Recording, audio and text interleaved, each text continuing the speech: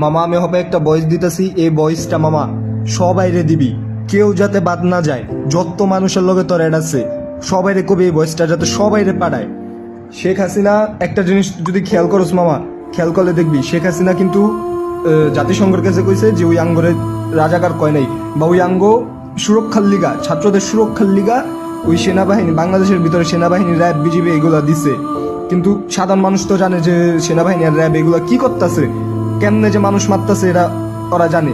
কিন্তু হপায় দিনের বেলা হপায় মনে কর কেউ, হপায় মনে কর শেখ হাসিনা দেশের বাইরে যাওয়ানোর প্ল্যানিং করতেছে। ওই যদি একবার দেশের বাইরে যেতে পারে মামা, দেশে যদি গণহত্যাও হয় তাও এটা পরে কেউ ধরতে পারবো না, কারণ ওই দেশের বাইরে।